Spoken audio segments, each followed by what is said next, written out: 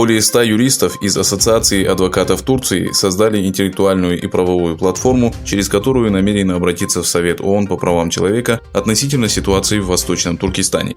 Адвокаты, которые завершили процедуру подписания, направят свое обращение в ООН на следующей неделе. Во время беседы с корреспондентом информационного агентства «Анатолии» важность решения адвокатов оценил глава Ассоциации просвещения и солидарности Восточного Туркестана Хидаятулла Огусхан и заявил, что это событие имеет огромное значение для уйгурской диаспоры.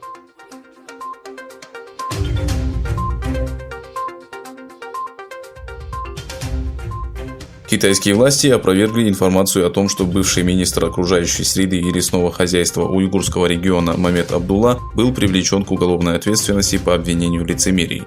Пекин заявил, что новости относительно ареста уйгурского чиновника, опубликованные в американских СМИ, сфабрикованные. Мамед Абдулла был обвинен в лицемерии наряду со многими уйгурскими чиновниками в рамках масштабных произвольных арестов, инициированных Коммунистической партией Китая в 2017 году. В ходе этого процесса более 3 миллионов уйгуров были необоснованно отправлены в лагеря и приговорены к тюремному заключению. Несколько недель назад дочь Мамеда Абдуллы Субхи Мамед, которая проживает в США, предоставила информационному агентству «Голос Америки» данные об аресте ее отца. Мамед Абдулла был приговорен к пожизненному заключению без права на апелляцию. В ответ Global Times опубликовала заявление представителя китайского правительства в уйгурском регионе, который обвинил семью бывшего министра во лжи, введении мирового сообщества в заблуждение и атаке на региональную политику коммунистической партии.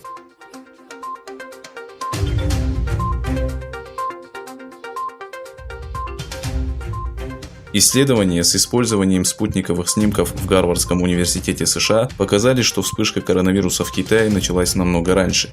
Исследователи из медицинского факультета Гарвардского университета сравнили спутниковые снимки, сделанные в разные периоды, и заявили, что эпидемия COVID-19 могла распространиться в Ухане гораздо раньше, чем об этом заявляют китайские власти.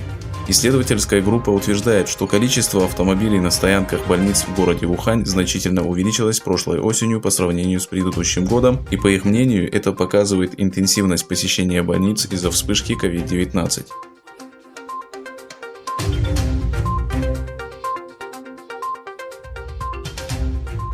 По мере роста дипломатической активности в Ливии было объявлено, что Эрдоган и Трамп продолжат сотрудничество по данному вопросу. Президент Турции Реджеп Таyyip Эрдоган провел телефонный разговор с Дональдом Трампом. Во время беседы стороны обсудили региональные вопросы и ливийский кризис. Лидеры согласились продолжить сотрудничество для обеспечения мира и стабильности.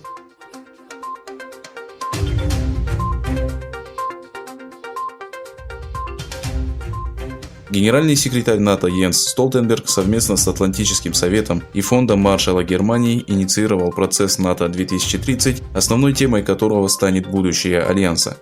Одной военной силы недостаточно. Мы должны эффективно использовать НАТО и в политических вопросах. Мы должны решить все вопросы, касающиеся безопасности, отметил Столтенберг.